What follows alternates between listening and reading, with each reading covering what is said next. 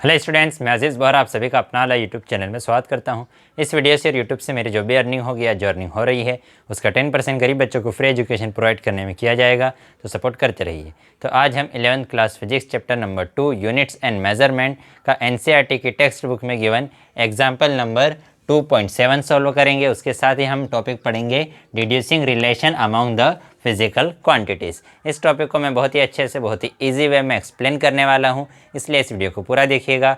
और अगर अभी तक आप लोगों ने हमारे चैनल को सब्सक्राइब नहीं किया है तो चैनल को सब्सक्राइब कर लीजिए, बेल आइकन को भी प्रेस कर दीजिएगा ताकि नए वीडियोज़ के नोटिफिकेशन आपको समय पर मिलते रहें। तो क्या है आज का हमारा टॉपिक? आज का हमारा फर्स्ट टॉपिक है deducing relation among the physical quantities.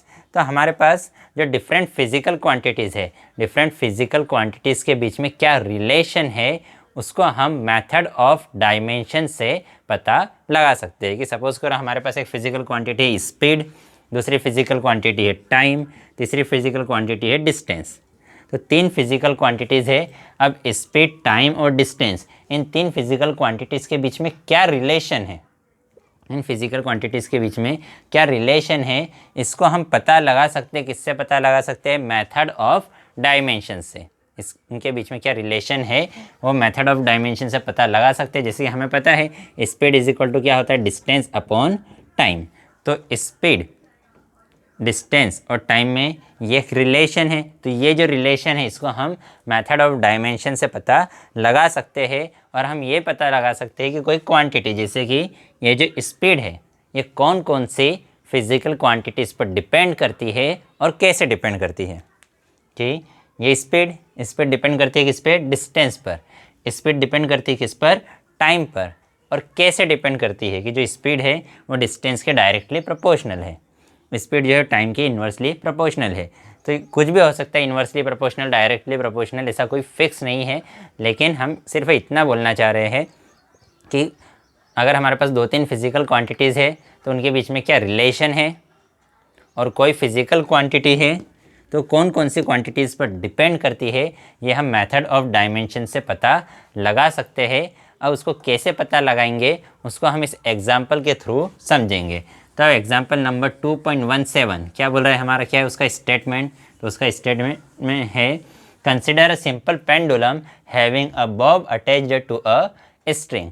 हमारे पास क्या एक पेंडुलम है। पेंडुलम मतलब हमारे पास ये एक स्ट्रिंग, और स्ट्रिंग में यहाँ पर बंधा हुआ है एक बॉब। बॉब मतलब यहाँ पर एक छोटा सा स्फेयर बंधा हुआ है जिसका कुछ मास होगा, ठीक है। तो ये इसको हम बोलेंगे पेंडुलम। फिर उसमें हमें क्या गिवन है? That oscillate under the action of force of gravity. जो ग्रेविटी है, ग्रेविटी क्या होता है? Gravitational force due to earth. Earth जो अट्रैक्शन का फोर्स लगाती है, अर्थ जो ग्रेविटेशनल फोर्स लगाती है, उसी को हम क्या बोलते हैं? ग्रेविटी। फिर उसके बाद सपोज, तो उस ग्रेविटी के फोर्स के अंडर ये बॉब क्या कर रहा है? ऑसिलेशन कर रहा है। ये पेंडुलम क्या कर रहा है? ऑसिलेशन। की इधर जाएगा, फिर इधर आएगा, फिर इधर जाएगा, फिर इधर आएगा, ऐसे वो ऑसिलेशन कर रहा है। तो suppose that the period of oscillation, period of oscillation मतलब एक ऑसिलेशन कंप्लीट करने में इस पेंडुलम को कितना टाइम लगता है, जिसे हम पीरियड कहते हैं या टाइम पीरियड भी कहते हैं। कि सपोज़ करो ये बॉब यहाँ पर इसकी एक्सट्रीम पोजीशन है, यहाँ पर है, यहाँ से हमने रिलीज़ किया, यहाँ से वो इधर आया, ठीक है, इधर आ गया, फिर यहाँ से वापस वो इधर आया। तो यहाँ से हमने जैसे उसको रिलीज़ किया, इस पॉइंट से ये इसकी इनिशियल पोजीशन है, यहाँ से इधर गया और इस एक्सट्रीम पोजीशन से वापस यहाँ पर आया। तो इस पूरे एक ऑसिलेशन में, ये इसको बोलते हैं उसका, ये क्या है? एक ऑसिलेशन हो गया, यहाँ से यहाँ तक गया और वापस यहाँ पर आ गया। तो ये उसका क्या है? एक ऑसिलेशन है। और इस एक ऑसिलेशन में उसको जितना टाइम लगा उसी को हम उसका क्या कहते हैं? टाइम पीरियड या सिर्फ पीरियड भी बोलते हैं। तो the time period of oscillation of the simple pendulum depends on its length. ये सपोज कर लो, हमें पक्का पता नहीं, हमने कंसिडर कर लिया कि इसका ये जो टाइम पीरियड है, टाइम पीरियड जिसको हम रिप्रेजेंट करते हैं कैपिटल टी से, वो टाइम पीरियड डिपेंड करता है इस पेंडुलम की लेंथ पर। जो लेंथ कितनी है? एल हमने कंसिडर कर लिया, ठीक है, हमें गिवन है L. Mass of the Bob, ये जो बॉब है इसके मास पे डिपेंड करता है। And acceleration due to gravity, ये ग्रेविटी की वजह से जो एक्सीलरेशन होता है जिसको हम जी से रिप्रेजेंट करते हैं उस पर डिपेंड करता है। क्या बोल रहा है कि ये जो पेंडुलम है इसका टाइम पीरियड मतलब टी, यूँ सपोज कर लो कि वो एल, एम और जी इन तीन चीज़ों पर डिपेंड करता है, हमें अभी पक्का पता नहीं है, हमने कंसिडर कर लिया। तो derive the expression for its time period using method of dimension. तो हमें वो ऐसा बोल रहा है कि मेथड ऑफ डायमेंशन से पता लगाओ कि जो टाइम पीरियड है, टाइम पीरियड के लिए क्या एक्सप्रेशन बनेगा। कि जैसे कि स्पीड का एक्सप्रेशन क्या होता है, speed is equal to the distance upon time. तो हमें ये तो पता था कि स्पीड डिस्टेंस और टाइम पर डिपेंड करती है, लेकिन कैसे डिपेंड करती है कि स्पीड इज इक्वल टू होता है डिस्टेंस अपॉन टाइम। इसी टाइप से हमसे पूछा है कि ये जो टाइम पीरियड है, ये टाइम पीरियड सपोज कर लो कि एल, एम और जी पर डिपेंड करता है, तो किस टाइप से डिपेंड करता है ये पता करके हमें बताओ, उसके लिए क्या एक्सप्रेशन होगा, क्या इक्वेशन होगी, वो फाइंड आउट करो। तो हमने कंसिडर कर लिया कि टाइम पे डिपेंड करता है। अब टाइम के क्या है, डायरेक्टली टाइम जो है वो एल, एम और जी इन तीनों के डायरेक्टली प्रोपोर्शनल है। ठीक है, हमने क्या कंसिडर कर लिया कि जो time is directly proportional to m, l, m and g, कि लेंथ के भी डायरेक्टली प्रोपोर्शनल है, मास के भी, और एक्सेलरेशन ड्यू टू ग्रेविटी की हमको तो पता है नहीं कि कैसे डिपेंड करता है, तो हमने सिर्फ इतना कंसिडर कर लिया कि डायरेक्टली प्रोपोर्शनल है। अब दूसरी बात, क्या हम ऐसा नहीं कंसिडर कर सकते थे कि T is equal to l plus m plus g, क्या ऐसा कंसिडर नहीं कर सकते थे? तो ऐसा कंसिडर हम नहीं कर सकते, क्योंकि हमने इसके पहले वाले टॉपिक्स में पढ़ा है कि ये क्या है, लेंथ है, ये क्या है, मास है, ये क्या है, एक्सीलरेशन है। इन तीनों की डायमेंशन अलग अलग है और डिफरेंट डायमेंशंस वाली क्वांटिटीज़ को हम ऐड नहीं कर सकते, इसलिए T इज़ इक्वल टू हम एल प्लस एम प्लस जी नहीं लिख सकते। हाँ, उनका हम प्रोडक्ट कर सकते हैं, इसलिए हमने लिख दिया T is directly proportional to l into m into g. अब हमने ये तो हो सकता है इन्वर्सली प्रोपोर्शनल भी हो सकता है डायरेक्टली प्रोपोर्शनल भी हो, हमको तो पता नहीं है, तो हमने डायरेक्टली प्रोपोर्शनल कंसिडर कर लिया। अब हमने ये तो बोल दिया कि लेंथ पर डिपेंड करता है, लेकिन ज़रूरी थोड़ी ना है कि T जो है वो सिर्फ लेंथ पर डिपेंड करता हो, वो लेंथ के स्क्वायर पर डिपेंड करता हो, वो लेंथ के क्यूब पर डिपेंड करता हो, लेंथ की कुछ पावर हो सकती है, तो वो पावर हमें पता नहीं है, तो वो पावर हमने कंसिडर कर ली कि लेंथ की पावर है x, जो टाइम है, और क्या है, मास, मास की पावर है y, और जो g है, g क्या है हमारा, एक्सेलरेशन ड्यू टू ग्रेविटी, तो ग्रेविटी की पावर कितनी है, z, की लेंथ की x पावर पर डिपेंड करता है, मास की y पावर पर डिपेंड करता है। ठीक है, थोड़ा सा आगे पीछे लिख लेता हूँ मैं इसको, बुक के अकॉर्डिंग चलते हैं, इसको जी कंसिडर कर लेते हैं और इसको मास। कि लेंथ की पावर कितनी है x, जी की पावर कितनी है y, और मास की पावर कितनी है z। कि लेंथ की x पावर पर डिपेंड करता है टाइम, जी की y पावर, y और x, y और z की वैल्यू कुछ भी हो सकती है, 2, 3, 1, 4, वो हम अब कैलकुलेट करके बताएंगे। तो हमें पता है जब भी प्रोपोर्शनलिटी का साइन हटाकर हम इक्वल टू का साइन लगाते हैं तो क्या आता है, एक कॉन्स्टेंट, तो यहाँ आ गया एक constant k, L to the power x, G to the power y and M to the power z. This constant is a dimensionless constant. इसकी कोई डायमेंशन नहीं है। अब हमें पता है कि हमारे पास कोई भी इक्वेशन है तो उस इक्वेशन के लेफ्ट और राइट दोनों साइड की डायमेंशन सेम होती है। तो लेफ्ट साइड क्या है, टाइम, तो टाइम की डायमेंशन क्या होती है, टाइम की डायमेंशन होती है, क्या होती है, L0, M0, T1, ये होती है, क्योंकि सिर्फ टाइम है, लेंथ और मास तो है नहीं, इसलिए लेंथ की डायमेंशन 0, मास की डायमेंशन 0, ये लिख दिया हमने इधर। इक्वल टू के, तो कांस्टेंट है, कांस्टेंट की तो कोई डायमेंशन होती नहीं है। एल क्या है, लेंथ, तो लेंथ की डायमेंशन एल, उसकी पावर कितनी, एक्स, तो यहाँ लिख दिया एक्स। जी क्या है, एक्सेलरेशन की डायमेंशन क्या होती है, एक्सेलरेशन की डायमेंशन होती है, एक्सेलरेशन इज इक्वल टू होता है वेलोसिटी अपॉन टाइम। वेलोसिटी की डायमेंशन क्या होती है, वेलोसिटी क्या होता है, वेलोसिटी होता है डिस्प्लेसमेंट अपॉन टाइम। वेलोसिटी की स्पेस पर मैंने लिखा डिस्प्लेसमेंट अपॉन टाइम, और ये टाइम एज इट इज़। तो ये जो फर्स्ट, सेकंड, थर्ड, जो सेकंड नंबर पर होता है वो कहाँ जाता है, नीचे, तो इसी को हम लिख सकते हैं D upon T into T, T into two क्या हो जाएगा, टी स्क्वायर, तो ये हो गया टी स्क्वायर। डिस्टेंस की डायमेंशन क्या होती है, डिस्टेंस की डायमेंशन होती है डिस्प्लेसमेंट मतलब लेंथ, तो उसकी डायमेंशन हो गई एल, और ये टी की पावर कितनी है, टाइम की डायमेंशन होती है टी, उसकी पावर 2 है, उसको ऊपर ले जाएंगे तो पावर हो जाएगी -2। तो एक्सेलरेशन की डायमेंशन कितनी होती है, एल टी माइनस 2, तो इसलिए यहाँ पर हम क्या लिख देंगे, जी की डायमेंशन एल टी माइनस 2, और उसकी पावर कितनी है वाई, तो उसकी पावर हमने लिख दी वाई। फिर उसके बाद एम, एम क्या है हमारा मास, मास की डायमेंशन होती है कैपिटल एम और उसकी पावर कितनी है जेड। ठीक है, ये सभी हमने लिख लिया। अब इसको हम सॉल्व कर लेते हैं। ठीक है, ये सब मैं अब कर देता हूँ, इन सभी का कोई काम नहीं है। तो हमने क्या कंसीडर कर लिया, हमने कंसीडर कर लिया। अब हम क्या करेंगे, अगर हमारे पास कोई भी इक्वेशन है, ठीक है, हमारे पास अगर कोई इक्वेशन है तो उस इक्वेशन में अगर हमारे पास सपोज करो एक इक्वेशन लिखिए a की power 5 is equal to b की पावर x, या यूँ सपोज कर लो हमारे पास लिखा है 10 की पावर 5 इज इक्वल टू 10 की पावर x। तो अगर बेस सेम है और दो क्वांटिटीज़ इक्वल टू में लिखी हुई, इक्वल में लिखी हुई है तो उनकी पावर्स भी सेम होगी। अगर दो क्वांटिटीज़ इक्वल में लिखी है, अगर उनकी बेस सेम है तो उनकी पावर्स भी सेम होगी। ये मैथमेटिक्स का रूल है। तो इधर हम देखेंगे कि इधर भी L है, इधर भी L है, तो इन दोनों के बेस सेम है और इन दोनों इक्वल टू में लिखे हैं, तो इनकी पावर भी क्या रहेगी, सेम। तो इस L की पावर कितनी है, 0, और इस L की पावर कितनी है, इस L की पावर कितनी है, 0, और इस L की पावर कितनी है, x। ठीक है, चलो पहले अभी इसको थोड़ा सा और सॉल्व कर लेते हैं हम।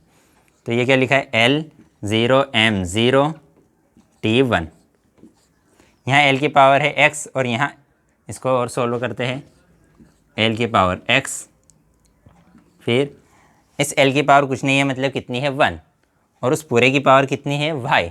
तो पावर के पावर का क्या होता है, मल्टीप्लिकेशन। तो L की पावर कितनी हो जाएगी, L की पावर हो जाएगी y, 1 में y से मल्टीप्लाई करेंगे तो y आ जाएगा। इस t की पावर है -2 और उसकी पावर भी कितनी है, y।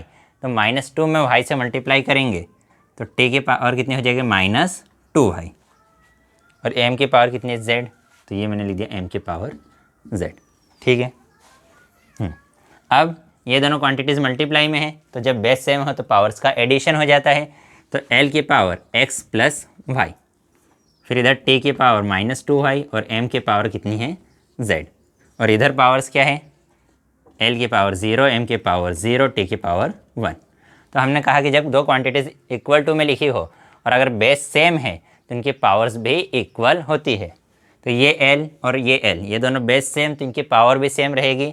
तो इस L की पावर कितनी है, x प्लस वाई, और इस वाले L की पावर कितनी है, 0, तो इज इक्वल टू 0। ठीक है, बेस सेम हो तो पावर भी इक्वल रहेगी। कब, जब दो क्वांटिटीज़ इक्वल में लिखी हो। इस t की पावर कितनी है, -2y, तो इस t की पावर और इस t की पावर दोनों इक्वल रहेगी। तो इस t की पावर -2y है और इस t की पावर 1 है, तो यहाँ हम लिख देंगे, क्या लिखेंगे, -2y इक्वल हो जाएगा, t की पावर कितनी है, 1, तो -2y इक्वल हो जाएगा 1 के।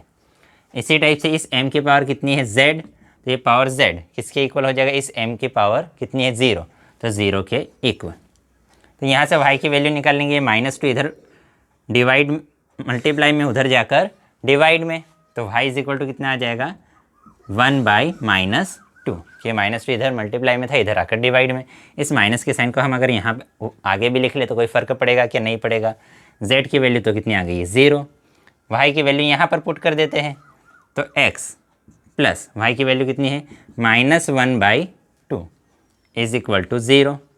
प्लस और माइनस, प्लस माइनस क्या होता है, माइनस होता है, तो यहाँ हम लिख देते हैं माइनस। तो ये -1/2 है, इक्वल टू उधर ले जाएंगे तो +1/2 हो जाएगा। तो x की पावर कितनी आ जाएगी, 1, x की वैल्यू कितनी आ जाएगी, 1/2।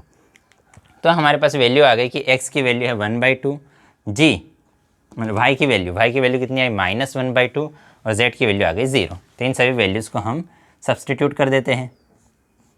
तो इन सभी वैल्यू को सब्सटीट्यूट करेंगे तो ये इक्वेशन क्या बन जाएगी, t is equal to k is as it is l, x की स्पेस पर क्या लिखेंगे, 1/2, तो 1/2 लिख दिया। फिर उसके बाद क्या है, g, y की वैल्यू क्या है, y की वैल्यू है -1/2, तो y की स्पेस पर लिख दिया -1/2, और m as it is, z की वैल्यू कितनी है, 0, तो m की पावर लिख दी 0। तो ये जो क्वांटिटी इसकी पावर है 0, जो भी क्वांटिटी की पावर 0 हो उसकी वैल्यू होती है 1। कि अगर कोई क्वांटिटी लिखी है मेरे पास 10 की पावर 0, तो वो किसके इक्वल रहेगा, 1 के इक्वल। किसी भी क्वांटिटी की पावर अगर 0 हो तो वो 1 के इक्वल हो जाएगा, तो इसकी वैल्यू तो हो जाएगी 1। तो t इज इक्वल टू कितना आ जाएगा, t is equal to k l की पावर 1/2। इस g की पावर कितनी है -1/2। अगर इसको न्यूमरेटर से डिनोमिनेटर में हम ले जाएंगे, अगर अपॉन में ले जाएंगे तो पावर का साइन चेंज हो जाता है, प्लस से माइनस, माइनस से प्लस। तो g की पावर कितनी हो जाएगी 1/2। L की पावर भी है 1/2, g की पावर भी है 1/2, दोनों डिवाइड में लिखे हैं तो इन दोनों की पावर हम एक साथ लिख सकते हैं। तो इसी को हम लिख सकते हैं t = k L/g whole power 1/2। और पावर 1/2 का मतलब ही क्या होता है रूट। पावर 1/2 का मतलब क्या होता है रूट। तो t = कितना आ जाएगा k √L/g। तो ये आ गया हमारे पास t के लिए रिलेशन। ये जो टाइम पीरियड है, वो जो पेंडुलम का टाइम पीरियड है वो लेंथ पर डिपेंड करता है, वो एक्सेलरेशन ड्यू टू ग्रेविटी पर डिपेंड करता है। इस इक्वेशन में कहीं पर मास है क्या? मास नहीं है, मतलब मास पर डिपेंड नहीं करता। और लेंथ पर कैसे डिपेंड करता है कि लेंथ के डायरेक्टली प्रोपोर्शनल है, और लेंथ की पावर कितनी है 1/2। लेंथ की पावर कितनी है 1/2। टाइम जो है लेंथ के डायरेक्टली प्रोपोर्शनल है और उसकी पावर कितनी है 1/2। लेंथ की पावर 1/2 के डायरेक्टली प्रोपोर्शनल है। जी कहाँ है? अपॉन में है, मतलब time acceleration due to gravity के इन्वर्सली प्रोपोर्शनल है। वो भी किसके? एक्सीलरेशन ड्यू टू ग्रेविटी की पावर हाफ के इन्वर्सली प्रोपोर्शनल है। और के तो है कांस्टेंट, कांस्टेंट है, डायमेंशन लेस क्वांटिटी है। तो डायमेंशन लेस क्वांटिटी की वैल्यू तो हम मेथड ऑफ डायमेंशन से कैलकुलेट नहीं कर सकते, तो इसलिए हमें के की वैल्यू पता नहीं है। बट एक्चुअली रियल में इस इक्वेशन में के की वैल्यू होती है 2π। जब आप चैप्टर नंबर 14 पढ़ेंगे तो उसको हम डिटेल में पढ़ेंगे। तो t = कितना होता है 2π √L/g, ये वैल्यू होती है। तो इसलिए हम मेथड ऑफ डायमेंशन से कांस्टेंट मतलब डायमेंशन लेस क्वांटिटीज़ की वैल्यू तो फाइंड आउट नहीं कर सकते, बस हम ये फाइंड आउट कर सकते हैं कि कोई भी फिजिकल क्वांटिटी कौन कौन से दूसरी क्वांटिटीज़ पर डिपेंड करती है। कि ये टाइम पीरियड था वो L और G पर डिपेंड करता था। तो हम सिर्फ ये डायमेंशनल एनालिसिस से हम ये बता सकते हैं कि कौन कौन सी क्वांटिटीज़ पर डिपेंड करती है, कैसे डिपेंड करती है। बट हम एग्जैक्ट रिलेशन पता नहीं कर सकते। कि हम सिर्फ इतना पता कर सकते हैं कि t = है किसके? t = है L पे कैसे डिपेंड करता है 1/2, g पे कैसे डिपेंड करता है 1/2। बट यहाँ पे अगर कोई कांस्टेंट है 2 है 3 है 2π है, ये हम पता नहीं कर सकते। तो सिर्फ हम रिलेशन बता सकते हैं कि ये रिलेशन हो सकता है। लेकिन एग्जैक्ट रिलेशन कि ये इतना हमने पता कर लिया, लेकिन के की वैल्यू हम पता कर पाए क्या? नहीं पता कर पाए। इसका मतलब हम एग्जैक्ट रिलेशन तो ये है। तो हम सिर्फ एक रिलेशन एक बता सकते हैं, लेकिन एग्जैक्ट रिलेशन हम पता नहीं कर सकते। तो आज की वीडियो में इतना ही। नेक्स्ट वीडियो में हम नेक्स्ट टॉपिक पढ़ेंगे। अगर वीडियो पसंद आई हो तो लाइक कीजिएगा, अपने दोस्तों के साथ भी शेयर ज़रूर कर दीजिएगा। अगर पसंद ना आई हो तो डिसलाइक कर दीजिएगा। तो इसी के साथ ये चैप्टर भी हमारा यहीं पर फिनिश होता है। नेक्स्ट वीडियो से हम नेक्स्ट चैप्टर स्टार्ट करेंगे। आप चाहे तो इसका स्क्रीनशॉट ले सकते हैं। बाय।